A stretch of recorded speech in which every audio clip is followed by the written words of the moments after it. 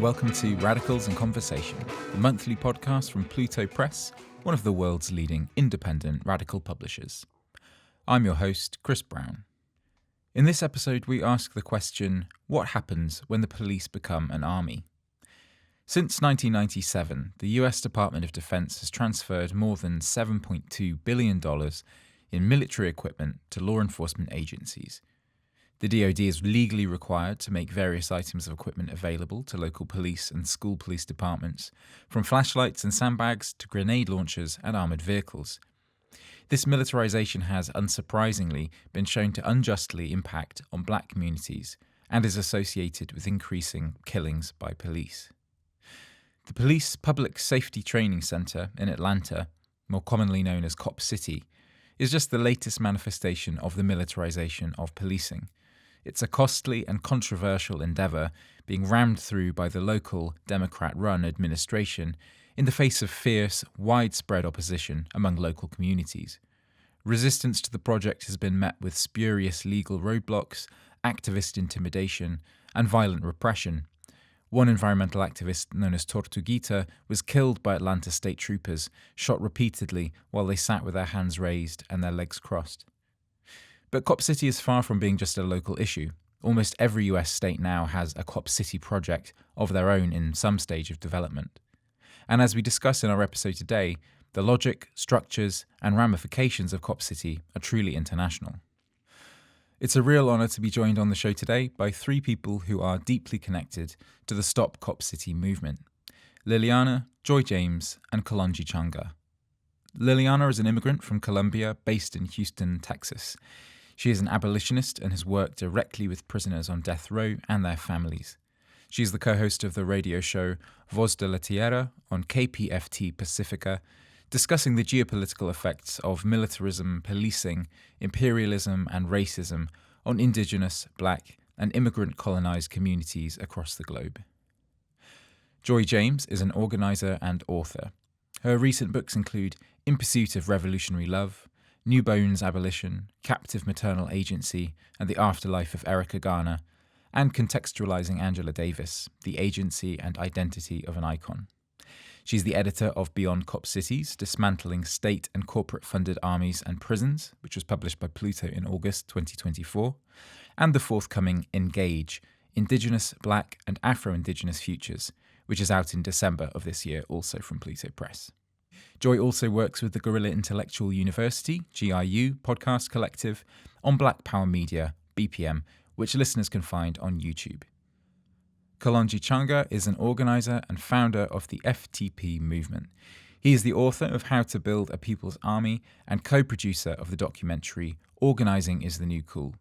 Kalonji is founder of Black Power Media and serves as co-chair of the Urban Survival and Preparedness Institute.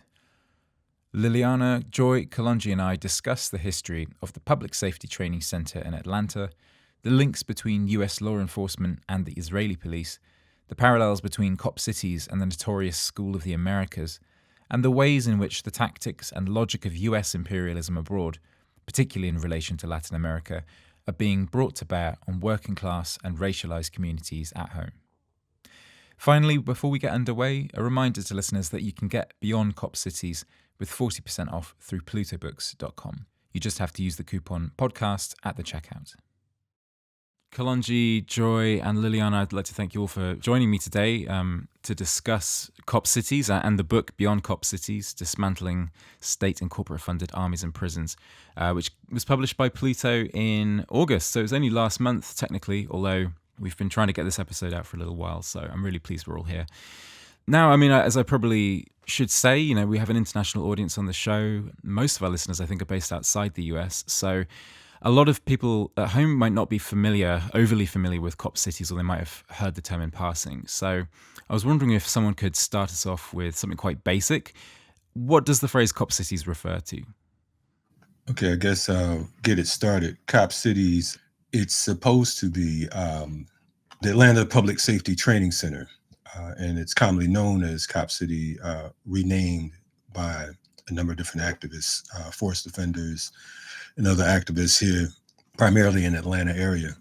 It was started under the guise of being a police and fire department training campus, which is under construction in what's known as the Wilani Forest. And Wilani Forest, they renamed it South River Forest, and it's over in DeKalb County, Atlanta. Basically, this area, the city leased a 381 acres of it, and it's basically stolen land, stolen Muskogee land from the Muskogee people. They lived there up until about the 1830s, and the U.S. federal government forced them off that land and into what is known as Oklahoma during the Trail of Tears. Later, it was purchased by the city of Atlanta, I believe in around 1867 or so, and it became a prison farm. And there's been all types of different situations that have taken place on that particular land. But to kind of fast forward and to just make it as basic as possible, it is a space in which the city of Atlanta, along with the police unions here, had been plotting and planning for probably a good 20 years. And I think it was in 2021, September of 2021, where then Atlanta Mayor Keisha Lance Bottoms, along with Dave Wilkerson, who is the CEO of the Atlanta Police Foundation, had decided that this site would be selected to house this particular training center. Now, again, we see it, folks who understand police state and understand imperialism, we see it as a paramilitary training compound where these occupied forces receive instruction and preparedness on domestic urban warfare. And we understand that it is an extension of the police state, and it's something that is corporate funded, corporate backed. Millions of dollars, we're talking about 90 million plus at this time, has been allocated and delivered by a number of different corporations, including Amazon, UPS, JP Morgan, Coca-Cola, Chick-fil-A, Microsoft, and many others. So they're looking at 85 acres of this former slave plantation turned city prison farm. They're looking at taking this to pretty much maintain hegemony and to continue the rise of a fascist state under the guise of proper training. We know that here in the United States, over 1,500 people are murdered by police yearly. So, we're not quite sure what type of training they would receive other than maintaining what's already been established. Yeah, and hi, good morning. This is Joy. So just going to echo a bit or build on what Kalonji put on the table, and also my appreciation, Chris, for Pluto Press making time and also publishing this book, and my sister Liliana as well, because she's going to share an international perspective. So when I think about cop cities, I see it like concentric circles. There's the city that Kalonji's talking about in terms of Atlanta, right? Atlanta, Georgia. And it's been like the marquee, like just flashing, like we are cop city. And mostly people think beyond this particular city and they think of additional cities. There may be 50, 70 plus urban centers that are creating cop cities. I know based on what's happening in New York City, even though Mayor Eric Adams, former NYPD leader, now under investigation by the feds for allegedly laundering some $10 million illegally. He's talked about creating a cop city in Queens, New York. So it's radiating out, it's building out, but it's beyond the cities as well. In my mind, the way I think about it, it's a national attempt to make militarized policing the norm. And Kalonji mentioned 2021 and Keisha Lance Bottoms. And here I want to connect the local, former mayor of Atlanta who supported cop cities. She also moves on to become one of the senior advisors to the POTUS, President of the United States, meaning Joe Biden. So when I think of 2021, that's 1 year after George Floyd, knee on the neck, horrific way to die, people yelling at the curb to like release him, but just taking self photos because we don't have, or we did not have consistently a strategy to deal with police brutality and police murders. But 2020 was the height, like globally. I mean, where you are, UK, around the globe, people protested police violence. But here we are at 2024 under a democratic administration where the police have received more money and they've killed more civilians. So just echoing, the community here, we can talk about it as a city endeavor, but it's actually a national endeavor that radiates out, as Liliana point to, in terms of whole regions. So it's part of a foreign policy, domestic policy, urban or city policy. And what we've tried to do with Beyond Cop Cities, Liliana was gracious enough to translate parts of it into Spanish. Kalonji's done incredible interviews that are transcribed here. Also co-authored a couple of articles that we did for Harvard Law's inquest. Like, what we have to think of this is as the convergence of control, particularly control that will have the worst impact on working class people, indigenous people, Black people, urban people who do not have wealth and who do not see the government as functioning in their interest. Yeah, no, absolutely. Thanks, Joy. I mean, it's, as you say, like definitely not a local issue to Atlanta. Yeah, I mean, I think the isyourlifebetter.net website has an interactive map showing all the Cop Cities projects across the US, each of which are in varying stages of development. And seemingly only 3 states do not currently or are not currently pursuing their own Cop City. So there's an alarming proliferation. And I mean, talking about Atlanta, although of course we know the opposition to Cop Cities is kind of beyond that. We're recording this on the 30th of September. The hurricane, is it Helen? Has just caused all this devastation in parts of the South of America, including in Georgia. I think there's been lots of flooding. And so it's a political choice to spend whatever the figure was, these tens of millions of dollars on pursuing this Cop City, when that money is clearly needed, in order to respond to things like extreme weather events as part of this ramping climate crisis, right? So there's a choice there that goes kind of fundamentally against what people want. Could you speak, maybe, Kalonji, a little bit to the local opposition or the local feeling? I mean, there has been a lot of opposition, hasn't there? Yeah. Oh yeah, absolutely. Here in Atlanta, and we appreciate you pointing out the whole Hurricane Helene. It's just wreaked havoc. 4.4 million people lost power between Florida, Georgia, South Carolina, North Carolina. But also there was a chemical plant explosion right outside of Atlanta yesterday. So it's a lot going on right now, and it's a lot of resources that can be utilized. The homeless population is at an all-time high. Folks lack medical care. Folks are lacking food, adequate food, so on and so forth. We're in the hills of this possible longshoreman strike. So it's a lot, as you mentioned, going on. But indeed, the people as a whole have had strong opposition against this whole Cop City situation, because particularly, to be quite honest, folks in the Black community, many of them haven't quite shown up to some of the protests and spaces because of the fact that it's been business as usual. So if you're already being beaten, you're already being attacked, you're already being falsely arrested and accused, so on and so forth, it almost appears hopeless in many cases. But those who have organized on the ground, many who have great intent, while being honest, others have come and sort of siphoned and made names for themselves for nonprofit purposes to really get more resources and to gain notoriety, publicity, so on and so forth. So it's a sad situation of sorts, because at the same time you have RICO charges being launched against a number of different activists for quote unquote funding as little as $2 and some change for a roll of tape. So the government has cracked down really hard. They've been giving a lot of pushback.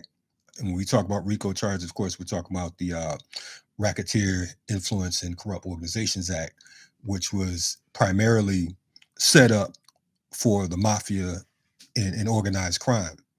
But here we have 61 protesters indicted, charged for really nothing more than opposing militarized policing, opposing imperialism on a local level.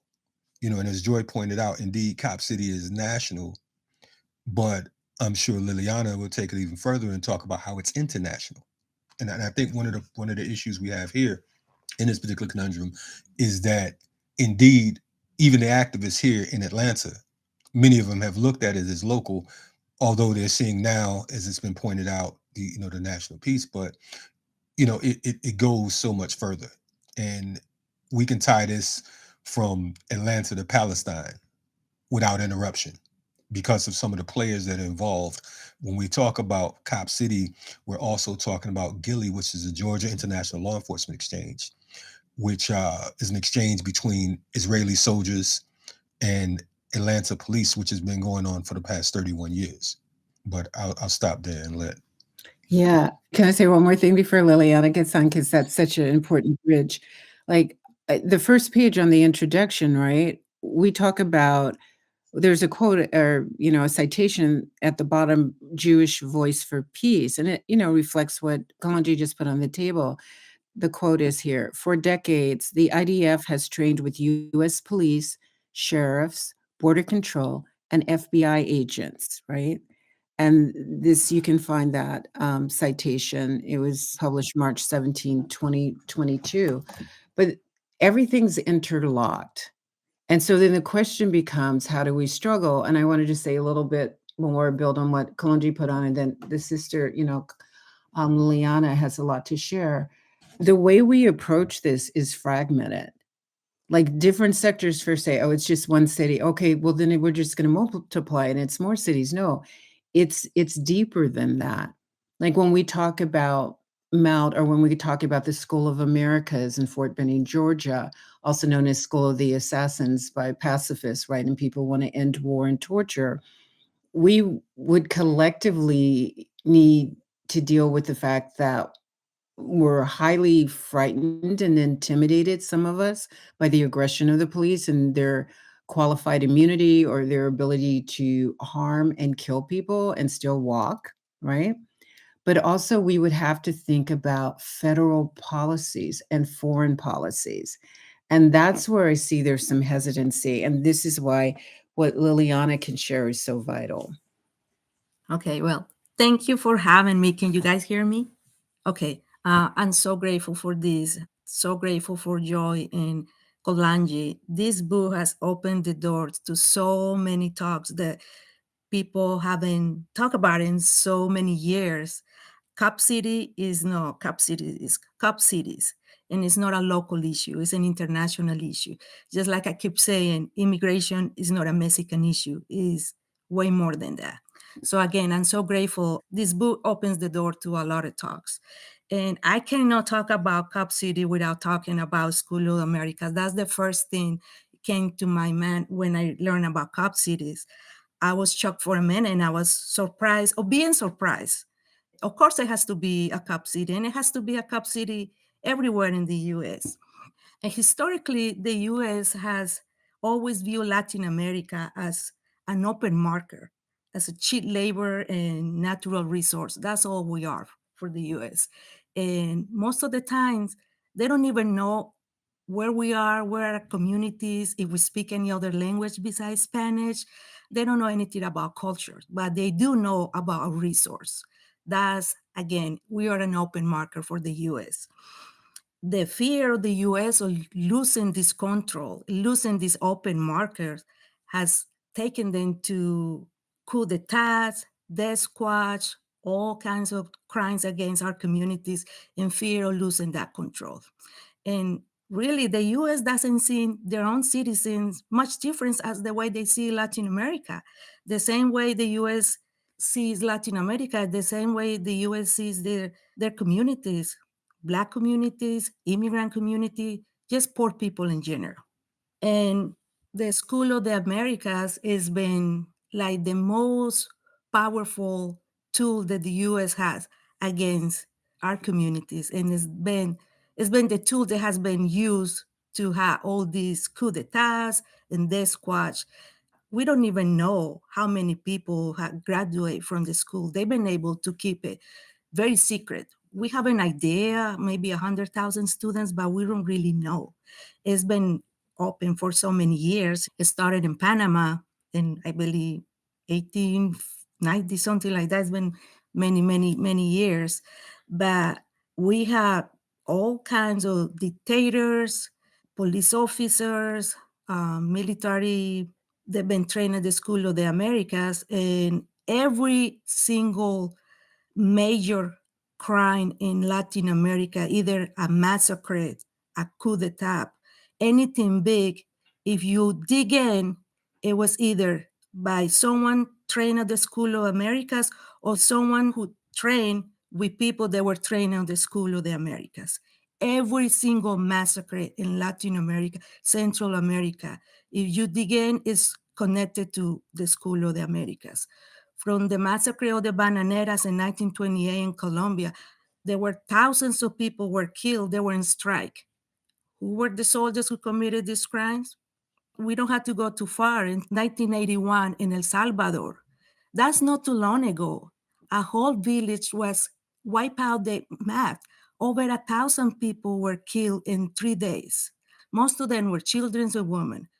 Who was the soldier in charge of this? Monterosa. Where was he trained? School of the Americas. So every major crime in Latin America, always, if you dig in, it take you back to the School of the Americas, one way or another. And why is this secrecy? Why is the secrecy with the School of the Americas? The same thing with Cop City, because it's all connected. The same people they're gonna train these officers in Atlanta are the same people training in the School of the Americas. The same people that kill people in this little village in El Salvador, El Mozote, the same people that gonna kill students that are rallying in the streets against the genocide. It's all connected. In Colombia, we have in 1999, we had this agreement signed by the Bill Clinton and the Colombian government, this package of financial aid to Colombia to help the Colombian government to combat the drug trafficking. It was a package of $5 billion, $5 billion in 1999. It was a lot of money. It's still a lot of money right now. And what was that money used? To train their squads who were trained by soldiers. They went to School of the Americas. Some of them were from Israel. And we had 100 people disappear. We have mass graves all over the country. Columbia rivers are mass graves. That's what the rivers are. Yeah, it's very pretty. The mountains are very pretty, but if you go and you talk to the people, you go to the little village, they tell you the rivers are mass graves. And this money was used to financial of these killings. We even have a political party completely wiped out. It was a genocide. The UP, over 7,000 people were killed because they were part of the opposition. It was part of the leftist group. In 2010, not long ago, there was a mass grave with 2,000 bodies. It was found right behind a military base. All these bodies, once the government was questioned about it, the reason they gave, and they explain, say, oh, all of them were guerrillas. Well, even guerrillas, they need to go through a process. You just don't kill people just like that and throw it in a mass grave. But most of the people in the mass grave, those 2,000 bodies, were farmers, were indigenous people, Afro-Colombians, and people that were working in their communities, trying to just keep up with their land. But we had these military groups going all over this little village. And the government knows, of course, they know what's happening. They pay for this, Plan Colombia Financial, all of these groups. And all of these people, again, if you dig in, were trained at the School of the Americas, or they were trained by people that train in the School of the Americas. And I think the School of Americas and Cup City is everywhere in the world, because these soldiers, when they go to a little village, a little community, they bring all that knowledge they got in the School of Americas with them. All of these soldiers and many of the police officers, they didn't go to School of Americas because the school is not that big, but they had the same knowledge from the people that trained there. So they bring that School of the Americas or Cup cities with them every single where they go. And we have right now coup d'etats taking place. Now while we're talking, the president in Colombia has been sending emails. He's been pretty much crying. There is a coup d'etat taking place any time. We know it's happening. It almost happened not long ago in Venezuela, happened a few years ago in Bolivia. It's been happening all over the place. And again, when you dig in, who are these soldiers? Where were they trained? Or who trained them? And people talk about the School of the Americas like it's something from the past, like it's something from 20, 30 years ago. It's very relevant right now. It's very strong. And it's even more dangerous because they've been able to keep it very secret. Years ago, you were able to find a lot of information about School of the Americas. You don't find that much information anymore. We don't know who's really the graduates. We have a few names, but we don't really have every single name. One of the most bloody coup d'etat that took place in Chile, how many years ago? And even now, we don't know for sure if Augusto Pinochet ever went to the School of the Americas. There are a lot of rumors. We know for sure that his picture is mentioned and is somewhere in that building, and they have his name, someone they respect him with a lot of honor, but we don't really know if he went. So they've been able to keep a lot of names in secret back then, and they're doing it now. So this book, it has opened the door again to talk about these things, how connected it is.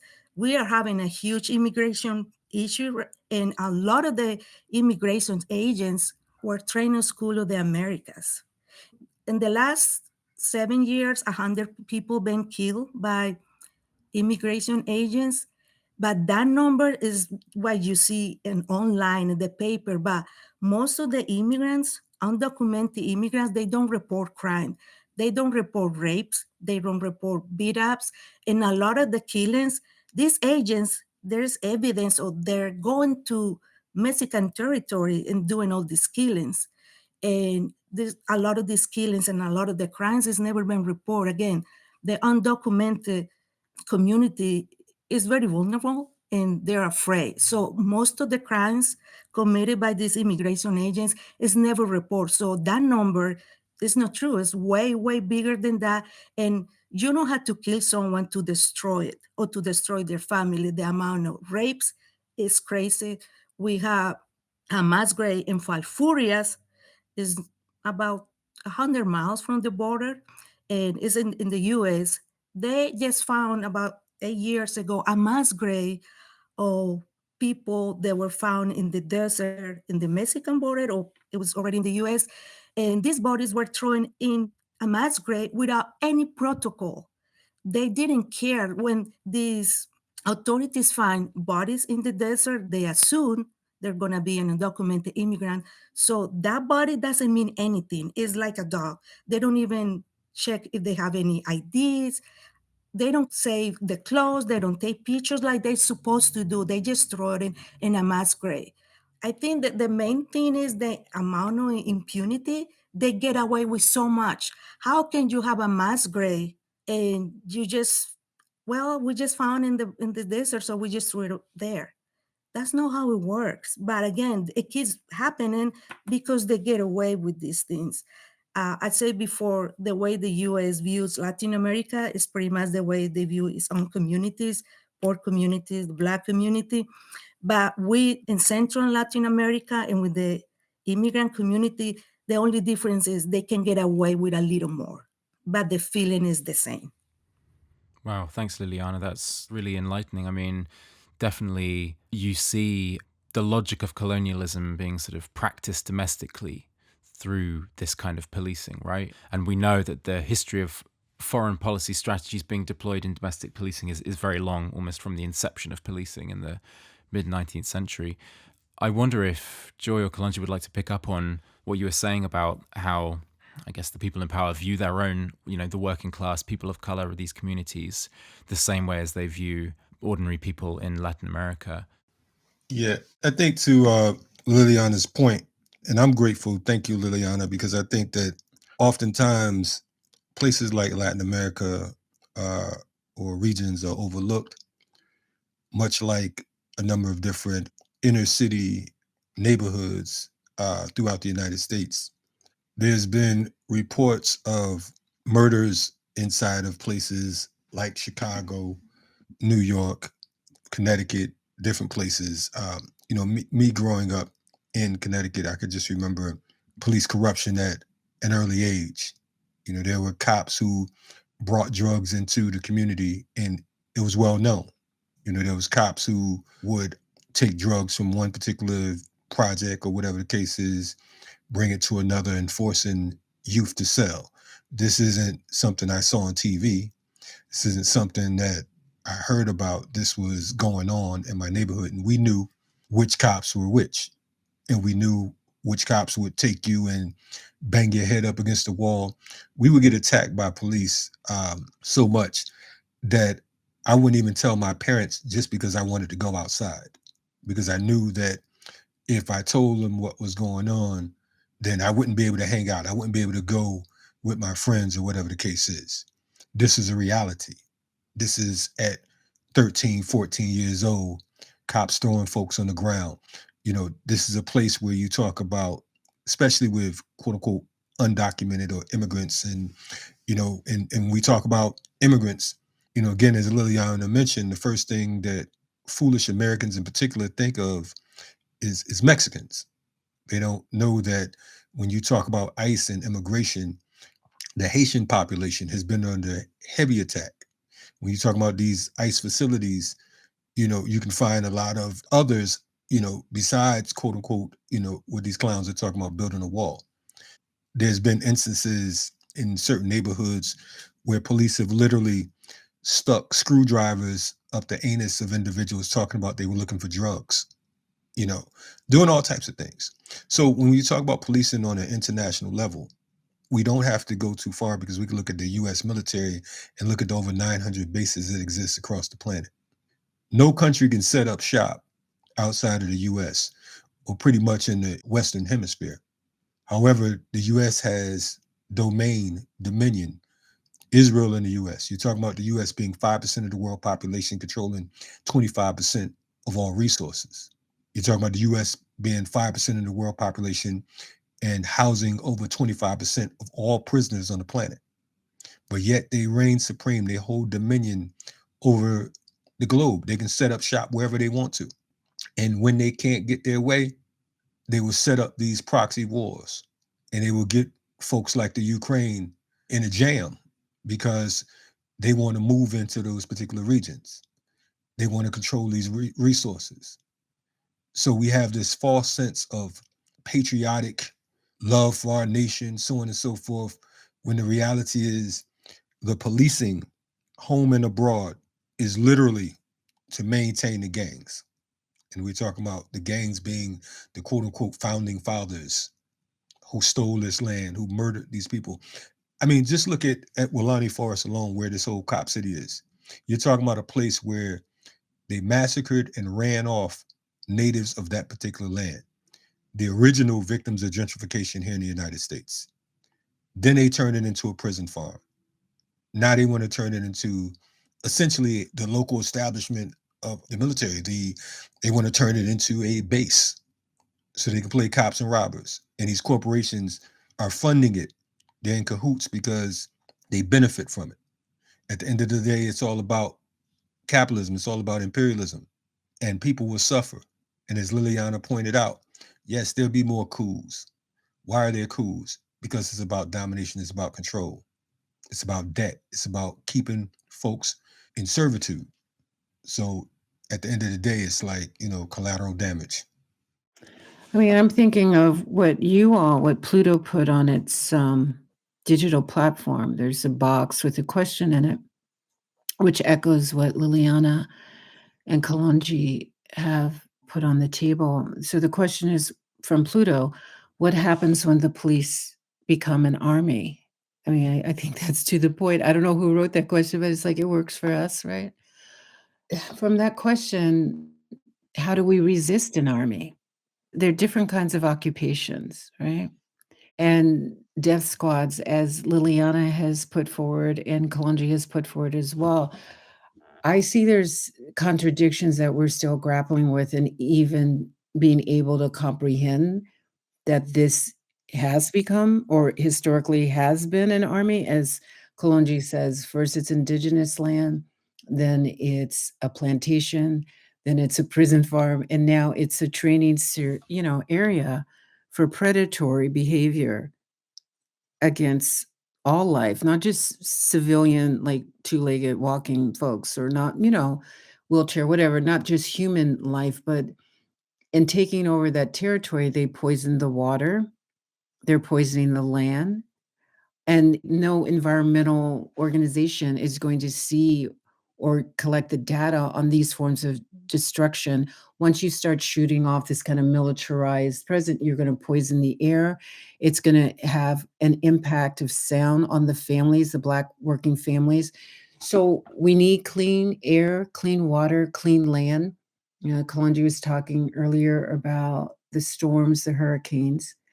And so I think the way in which we agree to organizing by accepting the reality of varied occupations and militarized aggression, that will take us out of the liberal zone. And I think that's one of the things we were trying to do in Beyond Cobb Cities, to the extent that we were able to translate parts of it into Spanish or Portuguese, the contributions that are made by multiple people, including Black Power Media's interviews. We would have to, like, give up the fairy tale that you could vote your way out of an occupation. Nobody else is managing to do that around the globe. Like, why would we be able to do that? And so it seems to me that at least acknowledging the structured violence against communities, but also against all populations that are seeking healthy autonomy, that would be a start. But I think in a lot of ways, when people want to like frame the struggle into a sort of narrow corridor that is aligned with conventional liberal politics, I think that's how we're not just taking our eyes away from, the struggle, but we're actually changing the narrative of the struggle, as if you can fix this without having a major endeavor to confront all predatory acts by the state. And I guess I wanna add one thing. I mean, this is personal for all of us on different levels, but I just wanna add one thing. We're compromised. All of our communities are. This definitely has a heavy impact on indigenous, working class, poor people, undocumented people, but there are a number of people who are Black mayors, and a number of people who are Black cops, and a number of people who are Black military running the Pentagon, or the woman who's at the UN who keeps refusing to allow a call for a ceasefire to happen. So I think decades ago, there was a kind of racial solidarity that we would say, we're on the outside and we're oppressed. And now there's so many compradors. We would have to let go of certain kind of sentimental affiliations based on what we look like, and definitely focus increasingly on what war resistance is. Yeah, thanks, Joy. That really kind of speaks to. I think there was a quote in the book which is referring to Atlanta from Reverend Matthew V. Johnson, who says that Atlanta is the blackest city in America, with the Black leadership class, and yet it also has the largest racial income disparity in the country. And you really kind of get the sense that the limits of electoralism as a political strategy are being felt there. Haven't there been something like 116,000 signatures delivered for this public referendum to put the brakes on it? And yet every sort of cynical legal challenge has been kind of thrown in the face of that. The kind of intimidation of the Atlanta Solidarity Fund. I mean, those charges I think were just dropped this week. But yeah, it actually also puts me in mind of another Pluto book, which has just come out from Peter Gelderloos. They will beat the memory out of us, forcing non-violence on forgetful movements. Yeah, when there is this sort of asymmetry of power, as you say, when you're trying to resist and organize against militarized aggression, there has nevertheless been this kind of insistence on non-violence as an organizing principle. Yeah, what would you say to that? Do we need to move beyond non-violence as a sort of matter of principle? Well, I would say, and then I'll let my community, say their thing. At least the language that I use is war resistance, because I don't wanna get caught between this, like, "Oh, are you for or against?" I believe that, we've also talked about the language of revolutionary love, Black Power Media has, in this book, actually, it's a transcript of, I think the title is Attempted Assassinations Against Mumia Abu-Jamal, Political Prisoners, right? Kalonji and BPM worked on Marcellus Williams' case. He was executed by the state of Missouri. There are other executions. I mean, there are different ways to kill people in the US, right? And so it's a comprehensive struggle. I think in a lot of ways, we're still fighting for the narrative of clarity because, again, people are kind of painting it as something else. Just conventional politics. Well, no, conventional politics is what created the war zone because it's empire and it's colonialism. So one of the things, and then I'll stop about the book, when we say beyond cop cities, we're also talking about the prisons. So we have Kevin Rashid Johnson talking about how gangs are organized by wardens and guards, right? When Kalonji was talking about the violence in our communities is not always internal. There are external factors and actors who come into the communities, right? And who bring the violence, who bring the drugs, bring guns, etc. So it's complicated. Obviously, on this podcast, we can't solve it. But what I'm trying to do is move beyond fairy tale narratives of comfort, like bedtime stories that you would, give for your 5-year-old to reassure them.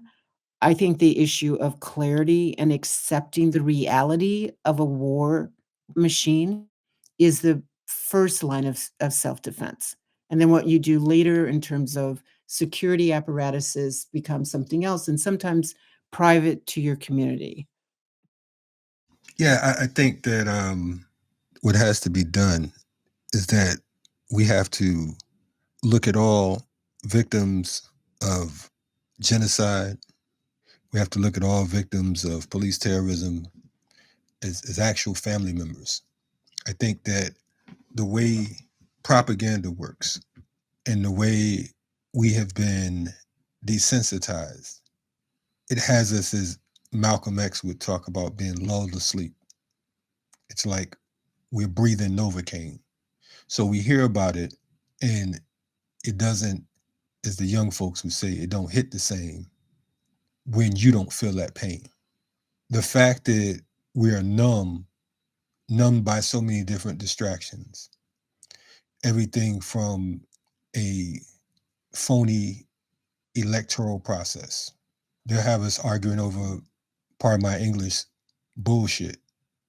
We're arguing about whether the warmonger, Kamala Harris, or the convicted felon should be president, when in fact, it's like arguing over whether you want to worship Lucifer or Satan.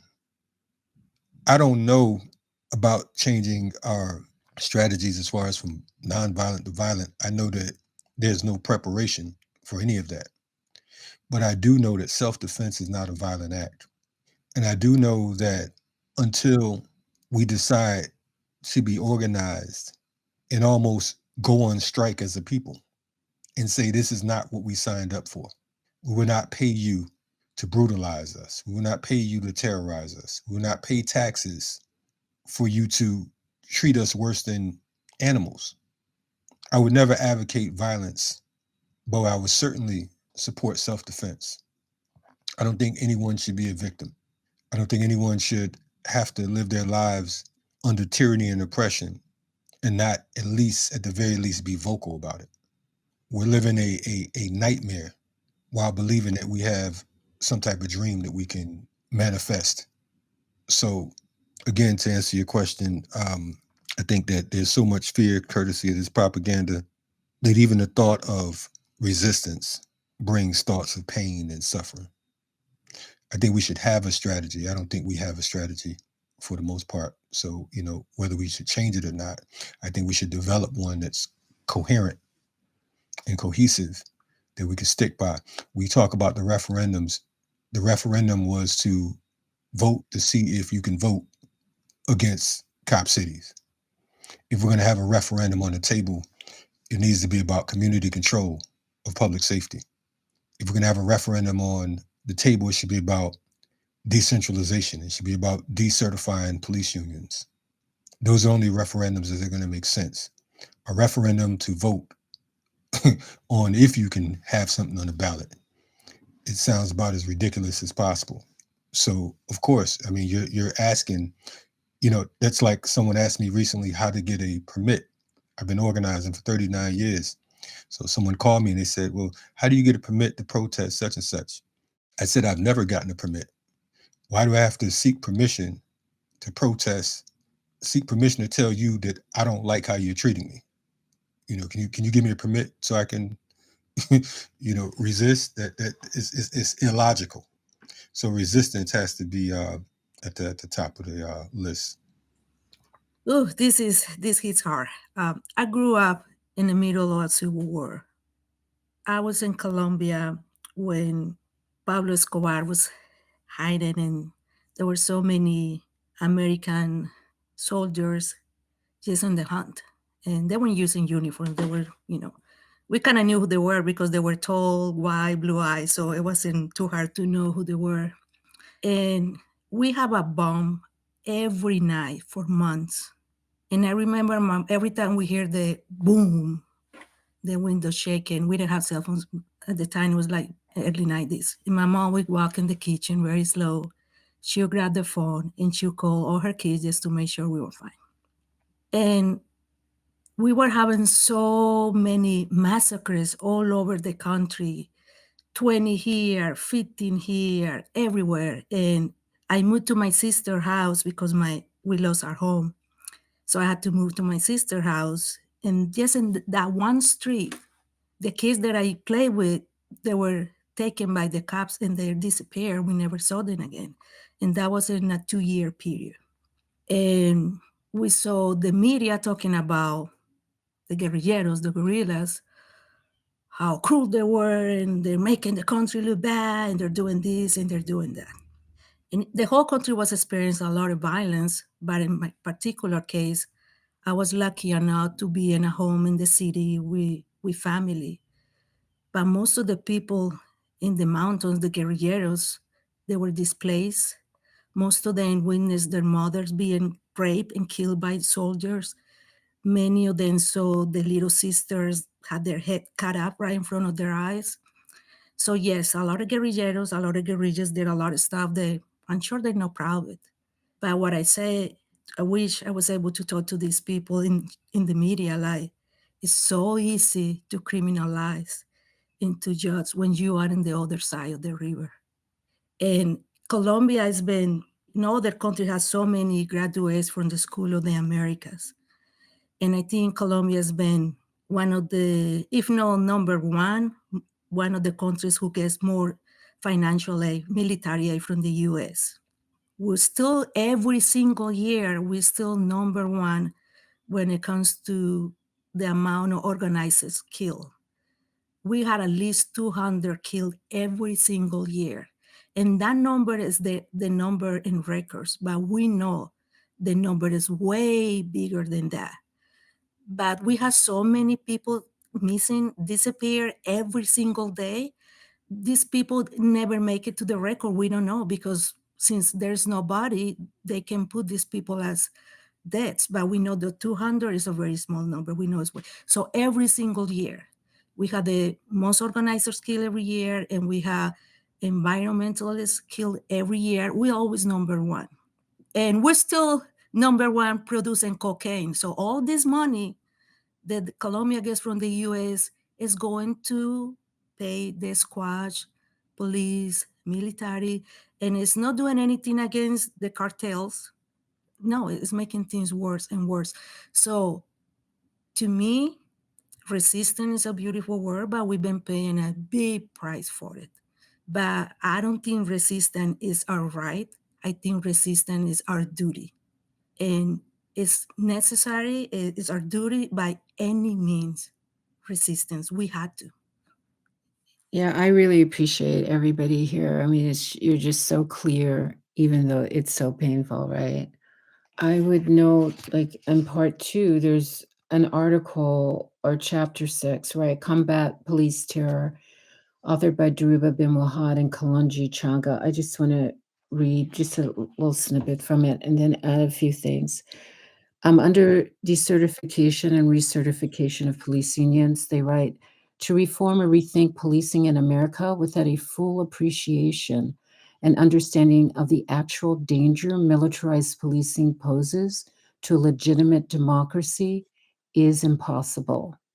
Meaningful reform of policing cannot be achieved without an appreciation that America is controlled by armed state agents posing as, quote, civil servants, end quote, who are controlled by corporate donors, but yet are funded by taxpayer dollars while remaining beyond public accountability. It's on page 80. I say, they make us dance in a death cycle by taking our money to pay for this structured violence. And I know there are, Veterans for Peace or different organizations over decades that have challenged this and again, and will continue to challenge it. But when I hear Kalonji and when I hear Liliana speak, I feel that in part this is a call for our people to come home. Like, we understand everybody needs some kind of job to pay the bills, put food on the table, maybe get some health insurance for family and kids. But this loyalty or devotion or the belief that, if you join the army or if you join the police forces, that somehow you can be in community that has decency, that has love, that has honor rather than dishonor, that's a fantasy, right? And so we're all linked in different ways. My happiest years as a kid playing stickball, kickball, was on the School of the Americas because my father was an officer, and I'm pretty sure you worked there. And so our contradictions embedded in family, embedded in our nonprofits, embedded in academia, embedded, like, there's a whole friggin' list that goes on and on. We would just have to agree to the terms of reality. And I agree with what's been put on the table. Self-defense is not an act of violence.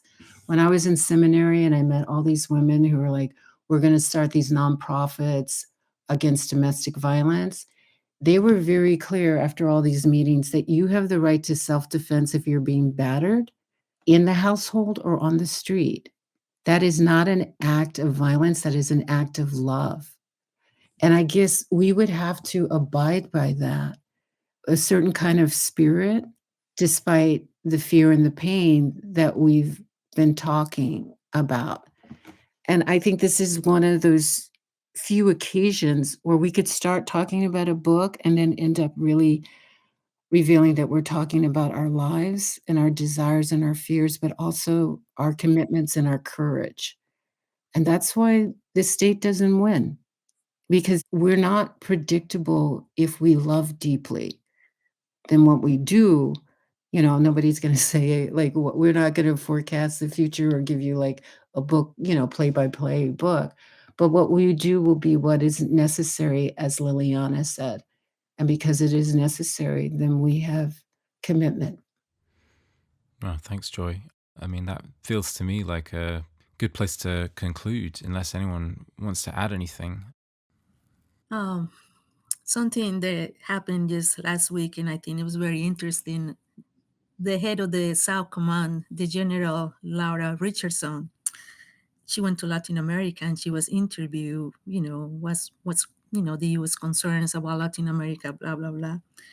And her main concern was the influence of China and Putin in Latin America. And she was afraid they were going after Latin America's resource. And she talked about Venezuelan oil, the water, all of the resource, and she say our water, our oil.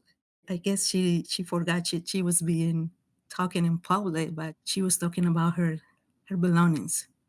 And I think that's how Cap City, School of the Americas, American army bases all over the world, it's like they own everything. That's how they feel the entitlement. They own everything. And that's why Kalonji, Joey, we're doing this. Amen. Yeah, thanks, Liliana. That's a great way to finish. Yeah, Liliana, Kalonji, Joy, thank you so much. I really appreciate all of you sharing what you've shared and taking the time to come and do this. Really appreciate it. So thank you very much. Thank you. Thank you. Thank you. Stay well, everyone. That was Liliana, Joy James, and Kalonji Changa on Radicals and Conversation. You can get 40% off the book Beyond Cop Cities on plutobooks.com. Just use the coupon podcast at the checkout. At Joy's request, I'd like to make listeners aware of the following corrections to the text of Beyond Cop Cities. Firstly, the political prisoner Joy Powell was incorrectly cited as Joy Power. Secondly, Tortuguita reportedly had over 50 gunshot wounds in their body, but likely was shot by Georgia state troopers several dozen times. And finally, mainstream media attributes all October 7th, 2023 deaths to Hamas. However, recent critical journalism reports that Israeli military friendly fire killed an unknown number of hostages and non-combatants. We'll be back very soon with our next episode of Radicals and Conversation, as well as episode 2 of our Beyond the Ballot Box mini-series. Please don't forget to subscribe if you haven't already, and do share the link or leave us a review wherever you listen to your podcasts. So thanks again for listening, and goodbye.